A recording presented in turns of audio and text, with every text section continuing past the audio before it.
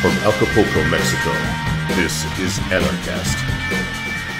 Hey everybody, welcome to another edition of Anarchast, your home for anarchy on the internet. I'm here in sort of graying and starting to drizzle London, which is fairly typical. I'm here at the Dash conference, which I'm pretty excited to be at. I'm a bit of a fan of Dash. I've been actually recommended it to people, subscribers of Dollar Vigilante, around $10. It's currently around $350.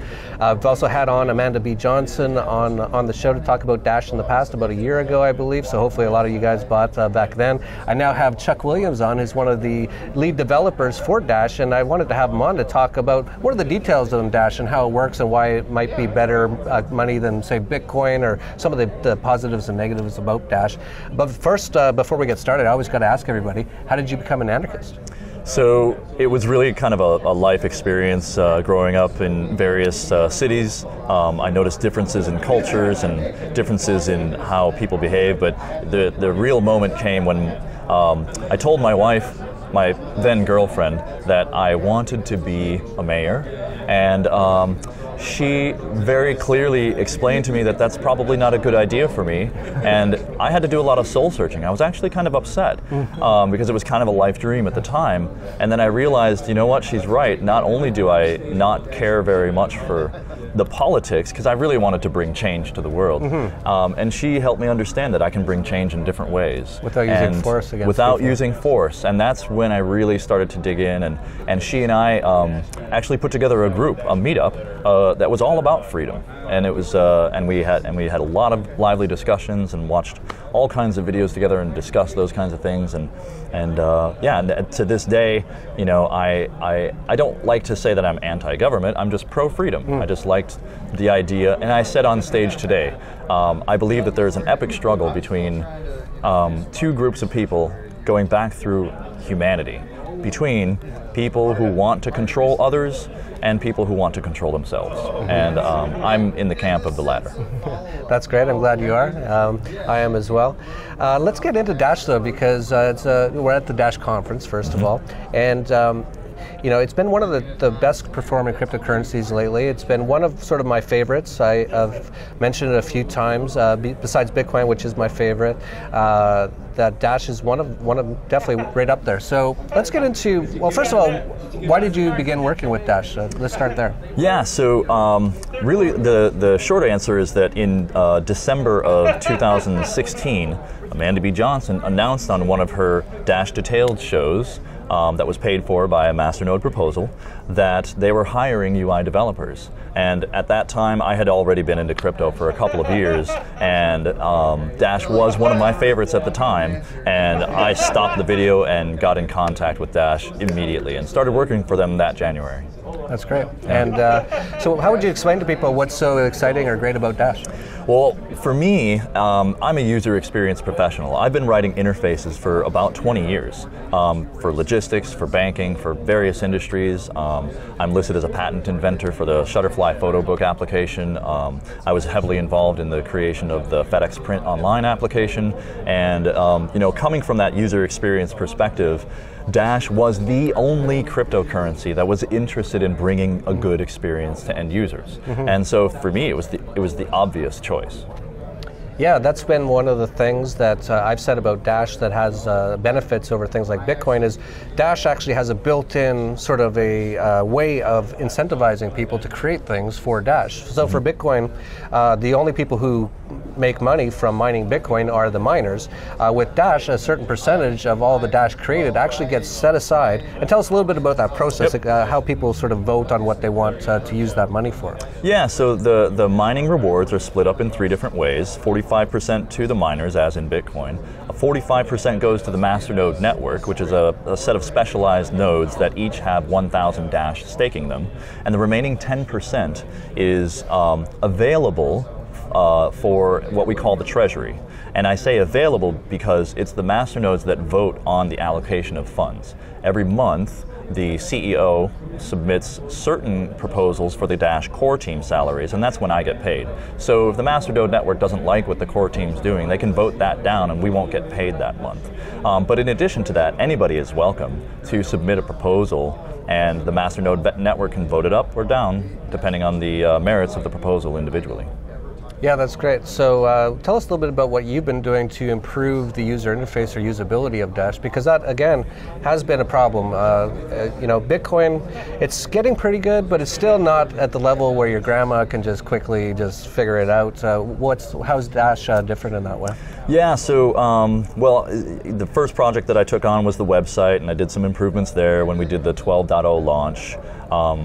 And then I moved into an inherited project, which is the Copay, the Dash Copay implementation. Now, Copay is a very popular Bitcoin wallet that has probably one of the best interfaces out there. It's also open source, so we took that, and because we're a Bitcoin fork, we're very easily able to adapt it for our network. So I've been working on that for the majority of the time for the past several months. We're currently in alpha testing with the Dash Copay wallet. We expect to have a release hopefully by the end of October. But then the real big deal that I was hired on for is the Evolution project. And the Evolution project is going to be revolutionary for Dash. It's going to make users and applications and merchants first-class citizens on the network, such that you're able to communicate, share data, create specialized payments, contacts, information. There's a lot that's coming with it.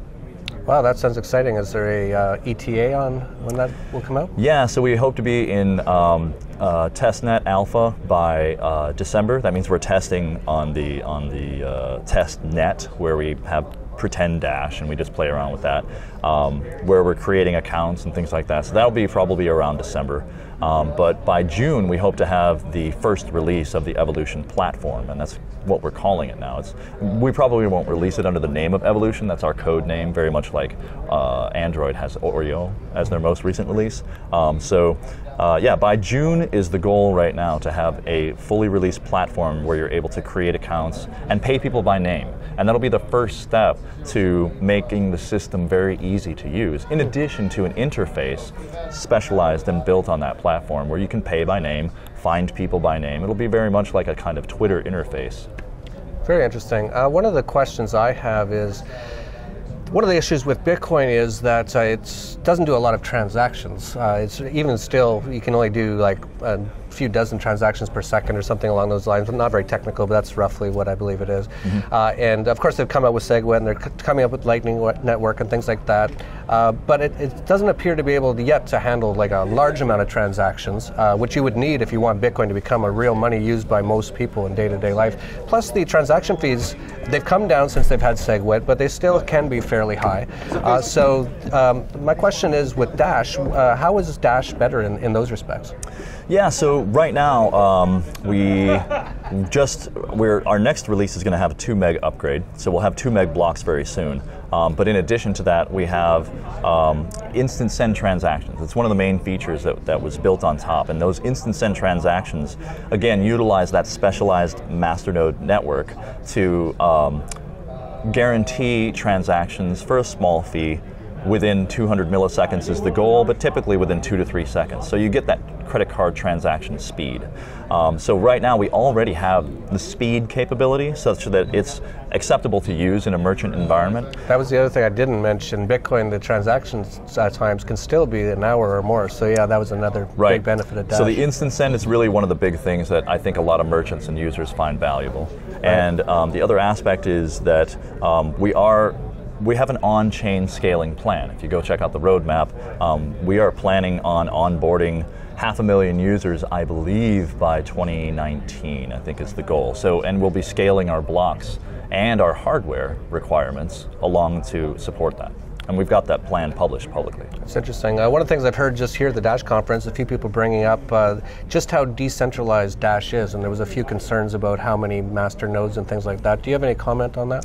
Well, I don't. I know that there are a number of master nodes spread throughout the world, and that information is kept up to date. It's publicly available. We have, detection mechanisms where we're able to detect generally where the masternodes are. They don't seem to be too concentrated in certain areas, but there are probably a few hundred that are run by certain management groups. And those management groups basically make sure that the masternodes stay up and running so that they can continue to earn their income. They don't lose their place in line when the payouts come, and also keep the hardware up to date and the software itself, because as we release it, it can be a bit of a cumbersome process to make sure that the update is correctly implemented. That's great. And for people out there who don't know anything about Dash and they might want to get some, what would you tell them to do? To go to your website? What wallets should they get? Things like that. Yeah, so if you go to dash.org, the wallets are available there. There's a number of recommendations there. Once you have a wallet installed, either on your desktop or your device, we recently released to the Apple Store, so that was a new update.